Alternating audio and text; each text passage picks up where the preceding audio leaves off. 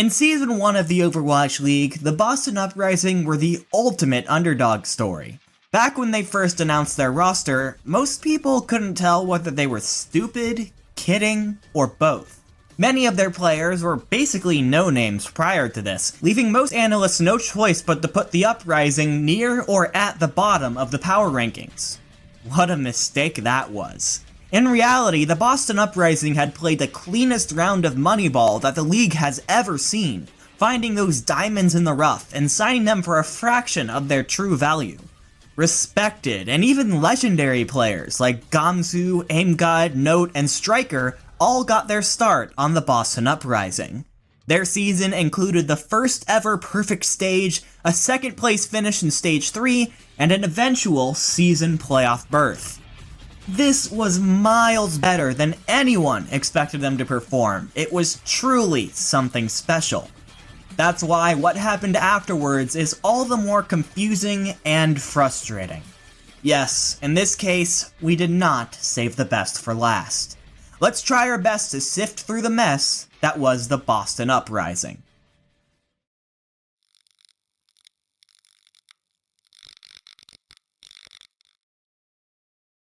As I mentioned before, the Uprising had a very good first season compared to their preseason expectations. Sure, there were a lot of places that they could improve, but after the team secured a playoff berth against all odds in Season 1, it was clear that there was a solid base here that the team could build on and improve even further. So why blow it all up? First it was the benchwarmers. Kalios, Avast, and Snow, who barely played at all last season, were released. This was expected and in line with what all the other teams were doing. Then the blows started coming. Mistakes, who stepped up big in the second half of the season to fill the shoes of he who must not be named, was released from the team entirely. Neko jumped ship in order to join the Toronto Defiant, and Striker, the team's biggest breakout star in Season 1, left to join the San Francisco Shock. And just like that, half of the roster that defined the team in Season 1 was gone. What happened?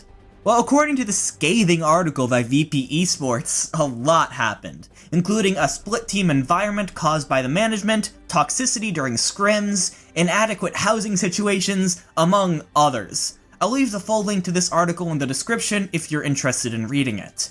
But assuming all of this is true, it's no surprise that a majority of the players were looking to jump ship. So Boston, once again, took to their diamond in the rough strategy as they searched for their new Season 2 core. The first thing that the team was going to have to do was rebuild their DPS line, which had been completely dismantled. To take the reins at Flex DPS, the team picked up Blase, formerly of Gladiator's Legion. Blase was a solid DPS in NA contenders, but was often overshadowed by Corey, and the team as a whole never actually got past the quarterfinals. Blase was going to have to work hard to prove that he could succeed in the top tiers of Overwatch. As far as the hit scan to surpass Striker, the Boston Uprising took their search all the way to Contenders Australia. This is where they found Color Hex, just now winning the region with the Sydney Drop Bears. While he was more of a flex DPS player at the time, C-Hex had a lot of potential as a very flashy player. But it needs to be said that all of his achievements up to this point were in the Australian region, considered to be one of the weakest regions in Tier 2. But this hasn't deterred the Uprising before, and it sure as heck wouldn't deter them now. They signed him onto their academy team, Toronto Esports, as if to say, he's ours, before promoting him to the main roster as soon as they could. Also joining from Toronto Esports was main tank Axiom. Axiom was a longtime member of Boston's academy team, and had a decent amount of success too. It was only natural that the team would promote him for depth and to compete with Gamsu for the starting position. But that wasn't it for main tank.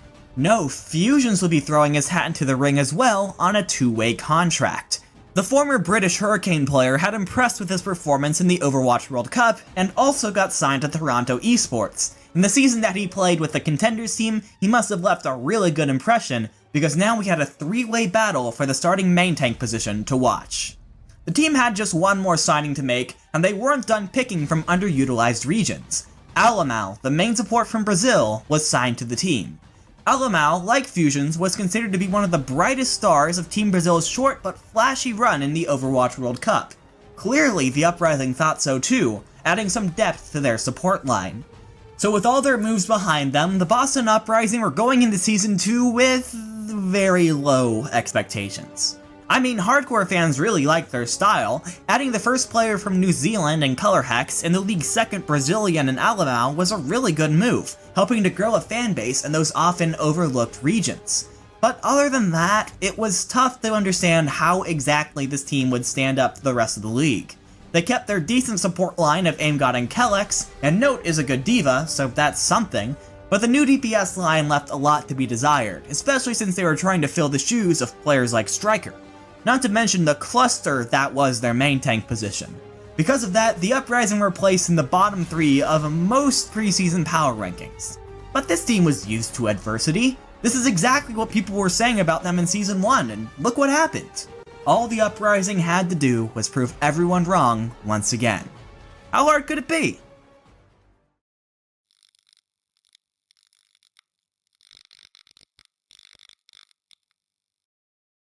As the weeks winded down to the start of the season, Gamsu, Fusions, and Axiom all got their shots of the starting main tank role for the team. In the end, it was actually Fusions who won out completely, while Axiom beat Gamsu for the backup slot. Now faced with a situation where he was a third-string main tank, Gamsu decided, understandably, to look for new opportunities, and he found it in the Shanghai Dragons. So, third string for the Uprising, or start for the Dragons. Yeah, the decision he made just a few days before the start of the season was completely understandable. So, and now Gamsu-less Boston began their Season 2 journey, and they were honestly not that bad. Of course, their first game of the season would be against NYXL, their regional rival and a powerhouse of a team, but the Uprising actually played them really close, only losing 2-1. Then they took on the Houston Outlaws and took the win through a tough map 5. Through those 2 games, Fusions was absolutely the star of the show. From the beginning, it was clear why the Uprising decided to bring him on as a starter on such short notice: his leadership. Seriously, the dude just doesn't shut up. Every time the stream would bring up his player cam, he would just be yelling into his mic. I cannot understand how his vocal cords can take that. Let's go! But the Uprising really needed that kind of leadership in their comms, and that was honestly a big reason why the team performed so well. But then the third game came around, and disaster struck. See, at the time, Fusions was still on a 2-way contract between the Uprising and their academy team. There's an interesting rule that Blizzard has put in on 2-way players. They can only play 2 games per Overwatch League stage. After that, they have to either stop or get their contract upgraded to a full Overwatch League deal. This rule must have been forgotten or miscommunicated or something, because the Uprising were preparing to have Fusions play in this game as well, only to be told minutes before the start time that they couldn't. Because of this, Boston rushed to get Axiom on the stage, but from the start, it was pretty obvious that the team was off their rhythm and this game was a lost cause. This wouldn't be a huge deal, except the team on the other side were the still winless Dragons. No one wanted to be the first team to lose to the Dragons. In fact, in Season 1, teams actually prepared really hard against the Dragons to prevent this. But unfortunately, there was just no avoiding it under those circumstances. The Boston Uprising took the L and ended up on the wrong side of history. After that embarrassment, Fusions was quickly signed to a full contract and got back on the stage, and the Uprising finished out pretty well. They had a fairly easy schedule, but to be fair, Boston was putting away the bad teams and even got a quality win over the Seoul Dynasty.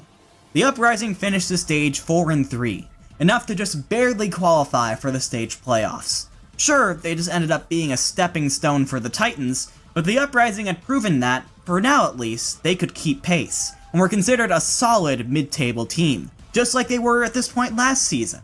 So far, everything was going according to plan.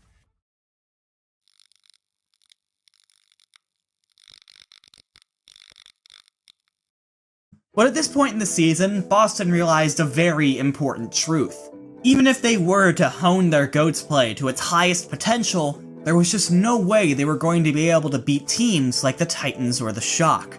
They were just too good at the meta, and they were continuously getting better. They just couldn't catch up. They had to try something different. Usually when a team wanted to go off meta in GOATS, they would flex their D.Va player. D.Va is the least important character in GOATS. Sure, she provides good frontline pressure, and her ability to negate important ults like Grav is very useful, but the comp can survive without her. However, Note was known as a solid D.Va player, but not a very flexible one outside of it. This is probably why, between stages 1 and 2, the Uprising completed a trade with the Dallas Fuel to swap off-tanks, Note for RCK. For the Uprising, this meant acquiring a much more flexible player, even if his D.Va wasn't quite as good. In addition, the team signed a new flex support, Persia, from the Pacific Contenders team, Talon Esports. At the time, this was considered to be a depth pickup. Persia wasn't expected to challenge AimGod, one of the brightest spots on the team, to a starting role. So moving into Stage 2, Boston tried out a bunch of non-meta comps. We saw a lot of Sombra, we saw Genji, we saw some Widow, some Bastion, some Doomfist. The Uprising were really all over the place, trying to become as unpredictable as possible. And from game to game, the team saw wildly different levels of success. One day they would be taking down the Gladiators, and the next they would lose to the lowly Justice. I imagine that this is because the comps that the team was playing at the time relied heavily on individual skill rather than team synergy like Goats does. While you would occasionally get a pop-off moment from Color Hex or RCK, it was usually not enough to carry the team through more than a few fights. Things really had to be clicking for the team to find extended periods of success, and that didn't happen very often. Two of the Uprising's 3 wins in this stage came in Map 5. And while a 3-4 record in Stage 2 wasn't awful, it was really close to being a lot worse. Still, Boston managed to keep themselves in the overall playoff conversation. They were just looking for their big breakthrough.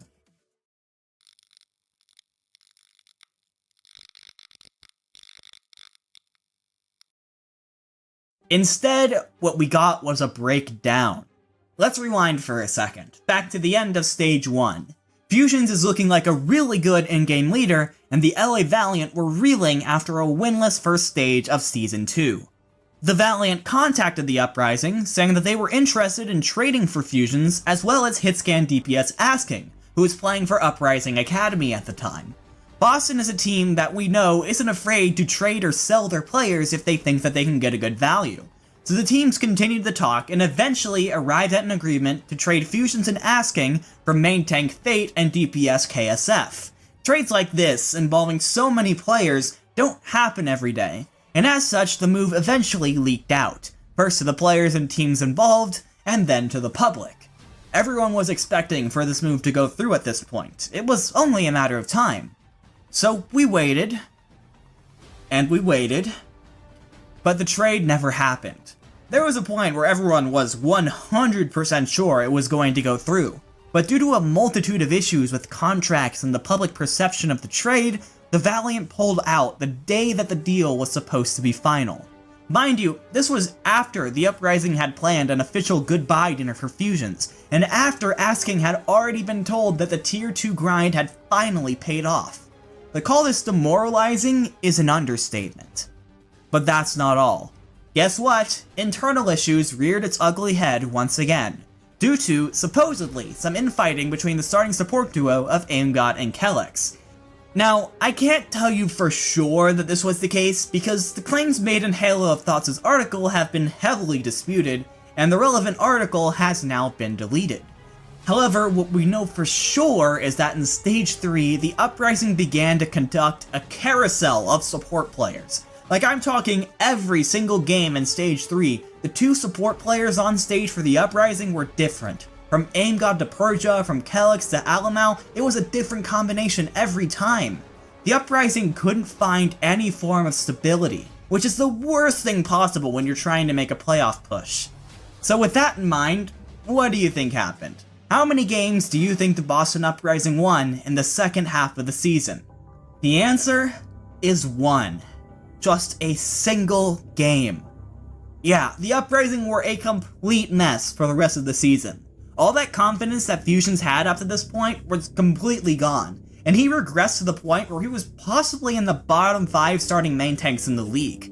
The support line, which by the way eventually ended up settling on Persia and Kellex in Stage 4, was overall one of the absolute worst. Oh, you think Blase and Color Hex are going to carry? No way. Not even the DPS line of the Shock could save this sinking ship.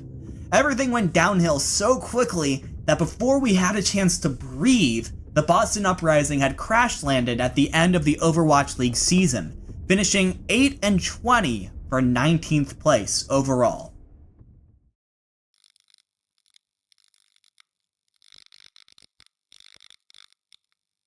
All things considered, the Boston Uprising actually started their season off pretty well.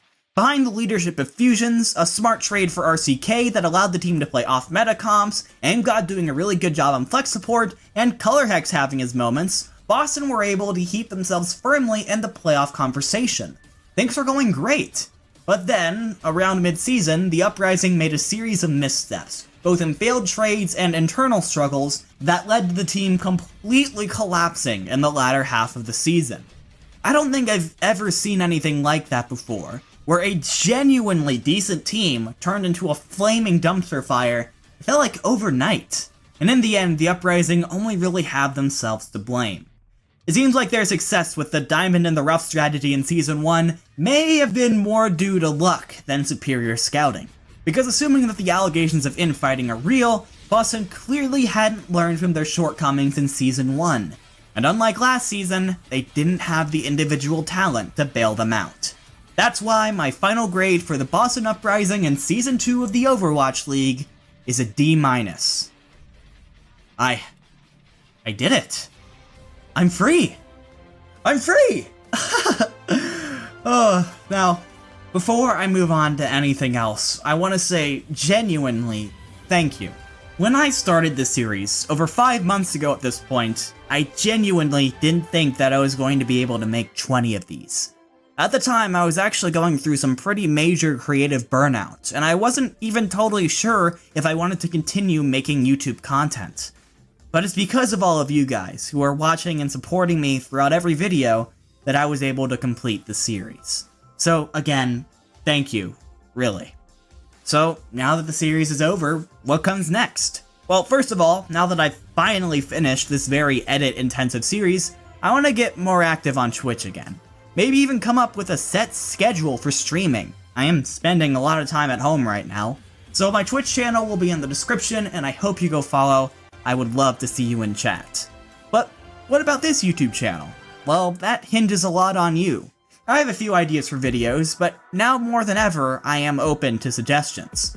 Do you want to see Overwatch League news? Top 10s? Tier lists? Some sort of weekly summary series like the 7-second summary, but not that? Or what about something completely different, like stream highlights, or even Valorant content when that comes out? I am so open, so I'll be taking suggestions in the comments, or in my Discord if you're interested in joining that. But with that in mind, this has been Season in Review, Season 2. Thank you so much for watching, and until next time, don't get tilted.